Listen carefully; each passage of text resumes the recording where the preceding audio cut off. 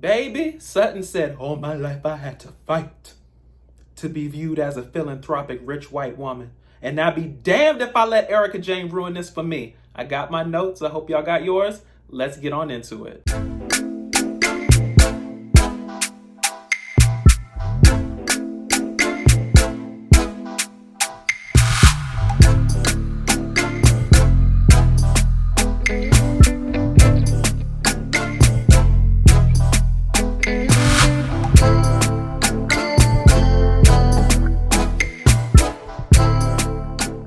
Y'all, so jumping right back on into Sutton's meeting, I just have two more things I want to talk about. The first of which is, what does Sutton actually value as a result of this meeting, right? Because she brings up two things. She brings up her reputation and she brings up the legality of the situation.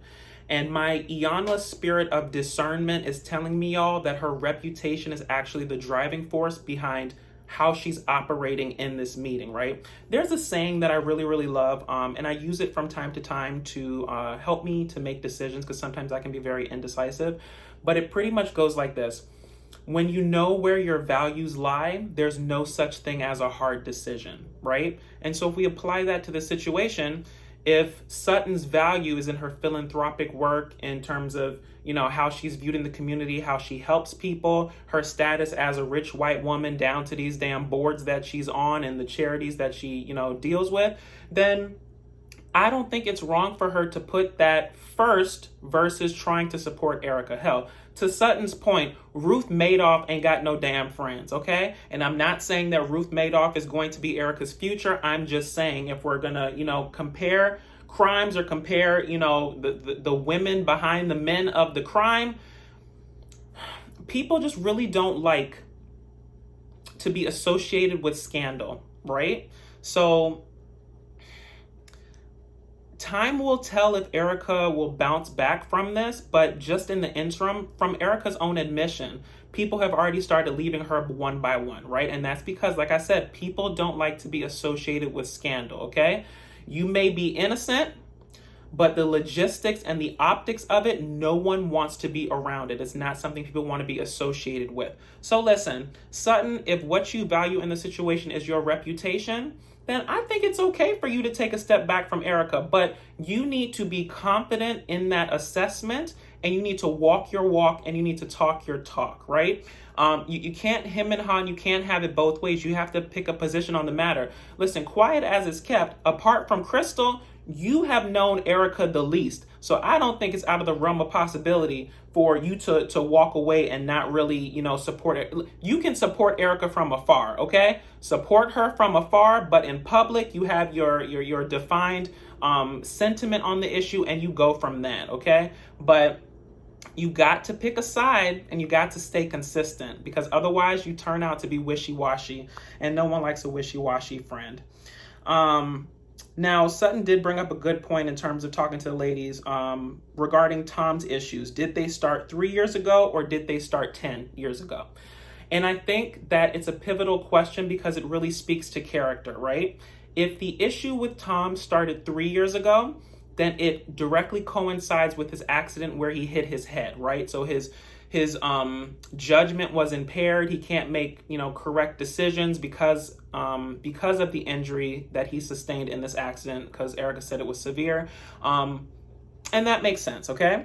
But if the issue started 10 years ago, then that directly speaks to a fundamentally effed up character, right? That was only exacerbated by the accident 3 years ago, okay? So I think it's a question we all need the answer to.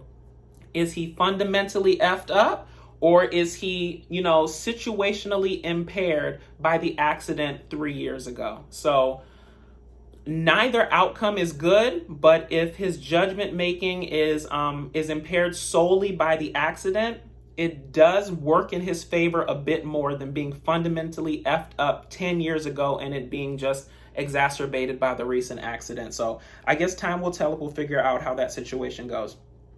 Now on to something lighter that I did want to talk about. Garcelle's son found a purpose and turned his life around. Listen, I have never been addicted to anything. Y'all drop down in the comments and let me know if you come from a place of addiction. I know it can be hard in terms of what I've seen on TV and what I've seen down to the shows that specialize this in terms of, you know, the interventions and etc. like that. But I've always felt and I've always heard that you sort of have to hit bottom before you're able to get back up, right?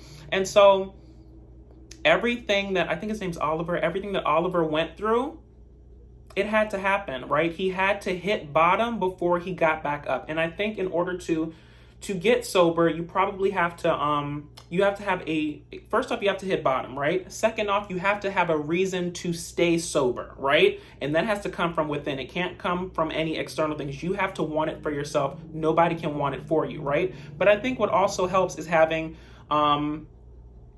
an external reason to be a better person as well, right? So you have to want to change, and you also have to be put in the environment where your change is facilitated, right? So, you know, Oliver has this wife who had these 3 children. Now you have these 3 people, hell, 4 if you count the wife, that depend on you, right? You had a baby with her, so now there's 4 children and a wife that depend on you to be the best version of you that you can be. And I think that that's great. He needed a reason to get sober for himself. He needed a reason to stay sober, and I think he's gotten both of those now. So listen, Garcelle, I know he took you through a lot of stress, struggles, and strife in your life, but the situation that ends well is well for all, okay? So celebrate this. I've heard that sobriety is a journey, and it's not like a one-time thing, like I'm sober and I'm done and I'm through with it, right? No, it's a journey, and you know, every day is probably a struggle. I've always heard that you never really get rid of an addiction. You basically just replace it with something else, right? So if you replaced the addiction with the family, being a family man and being, you know, a responsible adult and doing that kind of stuff, then that is amazing. Stick to that and, you know, stay on your program and just keep living. Just keep living, put one foot in front of the other and go from there. So I thought it was a really nice story, and I wanted to highlight that because, you know, that's not always the norm. Sometimes when people hit bottom, that's pretty much it. So congrats to Garcelle and Oliver on that whole situation. Now, going back into the mess, the ladies confront Erika down to Kyle's party. Sutton and Dorit backpedal. Garcelle and Rinna hold them to the fire. I'm going to break this down really simple for y'all, okay? I hold Dorit damn near blameless in this situation, okay? And I'm gonna tell you why. You know, wait to grab your pitchforks, okay? Let me get it out. Sutton, I don't care whether or not you had 7 women behind you or whether you were standing there quivering slowly in your Louboutins by yourself. Bring the same energy that you had down to Saturday down to this damn party on the Wednesday, okay? The reason why I hold the rest of the women relatively blameless is because this whole situation was of Sutton's creation, right? So if it's of your creation, you feel the strongest about it, you're the one who created the meeting, then you're the one that should have these opinions and be able to speak to them no matter the occurrence, no matter the situation, no matter if people are behind you or if they're not, right?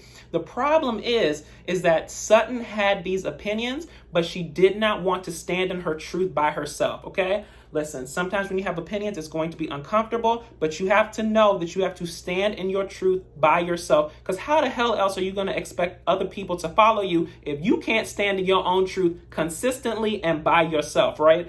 And I'm really, really glad that Garcelle and Rinna held them to the fire in terms of Dorit and Sutton, right? Dorit to a lesser extent, because listen, Dorit has proven that, you know, when the wind blows, she over here.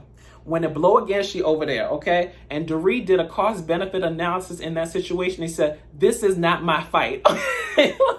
And I don't blame her for that, okay? It just shows that her talk was a little bit greater than her walk, right? And I think that's what we have to discuss in the situation, because it's very hard to support someone like Erika in this situation as a group, because everyone's opinions are involved in the situation. Everyone thinks about a situation differently. Everyone comes from a different perspective. So it's very hard to get all the women on one accord about how we're approaching this situation with Erika. But listen, Garcelle and Rinna said, keep that same energy that you had back then. If you talk shit back there, you better bring that same shit back over here, okay?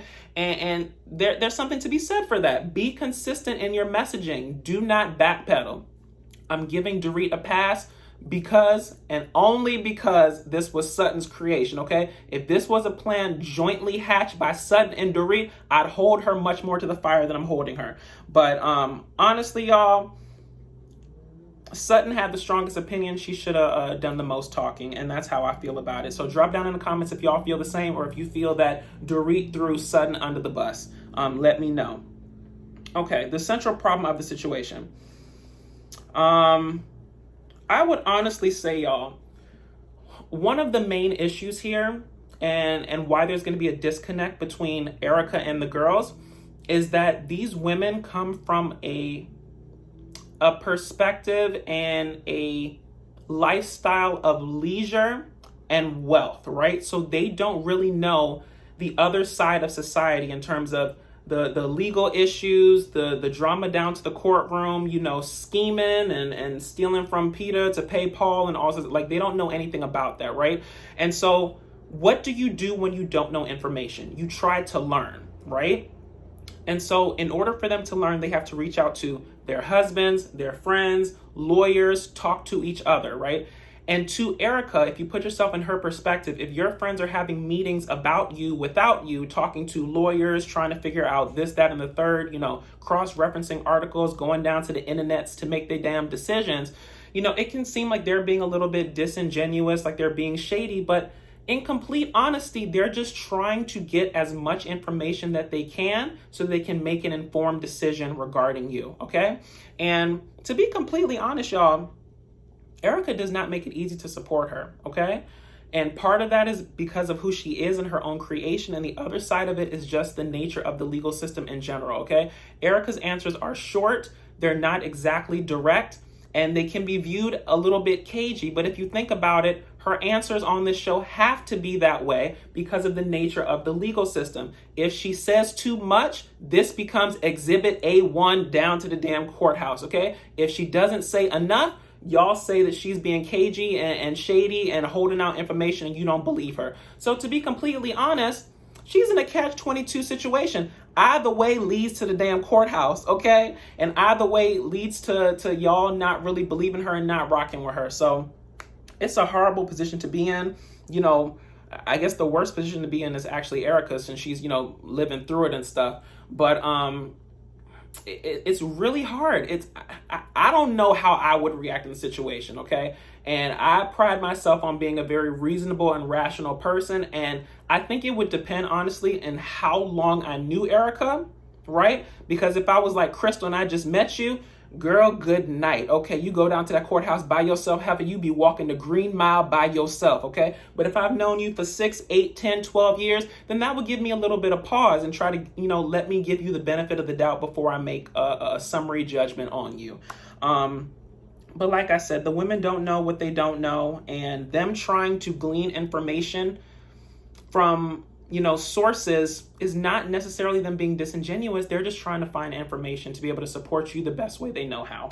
Moving forward, Garcelle is the realist. She certainly is. I give it up this episode to Rinna and Garcelle, but more so Garcelle, because Garcelle sort of got to the center of the issue. Garcelle sat down to that table and she was basically like, listen, girl, I don't care nothing about you not talking to me. I don't care nothing about it being awkward between us. I don't care about you still being mad about me spilling the 1301 secret that, you know, was down to the damn party that threw you into a whole, you know, misplaced anger scenario and whirlwind. I don't care nothing about that. If Tom did what those people said he did, then F him and the horse he rode in on, okay? And baby, that was a word. And if you actually think about it, the subtext to that conversation is, if you had anything to do with it, then F you and the horse you ran in on too. So y'all drop down in the comments and let me know if you peep that subtext as well. But I say Garcelle is the realist. And from that position that she took and what she said, you know, you could see the ladies visibly, you know, they were taken aback by her realness in the situation. But it led Erika into the conversation of diminished capacity, and she feels like he's not capable of making the correct decisions. And like I said, all of that may be true. The man may be dealing with some light form of dementia, Alzheimer's, diminished capacity. I got all that. I validated it could be true, right? But I think two things can be true at the same time. And to my earlier point, in order to answer the diminished capacity question, you have to first answer whether or not his issue started 3 years ago or 10 years ago. Because if they started 3 years ago, diminished capacity, accident to the head, completely got it. 10 years ago, you were fundamentally effed up and the accident only exacerbated the issue. Moving forward, Erika pretty much leaves them with a very powerful statement, I thought. So it was pretty much, support me if you want. If not, I understand. And I think that's a very powerful thing to think about and to say in the situation to the ladies, because it's basically saying, if you want to be down with me, be down with me. If you're going to put yourself first in the situation and go with what's best for you and your family, and if that's not me, I understand, right? That's a very, I wouldn't say selfless, but it's a very reasonable thing to say in the situation. Because like I said, everyone's relationship with Erika is different. Everyone's perspective is different, right? So you can't expect everyone to feel the same way about the situation. You're going to have friends that are going to ride with you no matter what. And I really, really liked what Teddy said in terms of,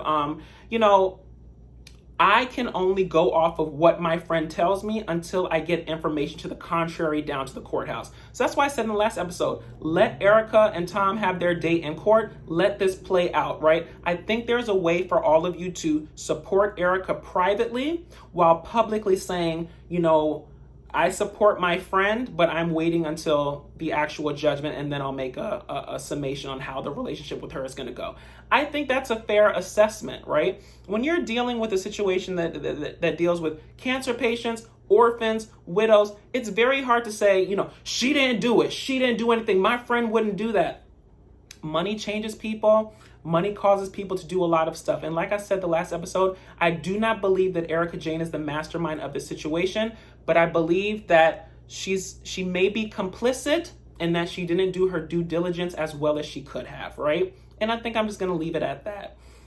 Support her if you want, and if you don't support her, she understands. So listen, to me, that was almost like a blessing, right? It's like I absolve you whether or not you ride with me or whether you don't. So I think that's all I want to say on this episode, y'all. So if you liked what I said, please feel free to like, comment, and subscribe. Follow me on YouTube, Instagram, and Stereo at DatDamnDasher. And until next time, y'all, make sure you have your team together before you head into battle. I'll talk to y'all later. Bye.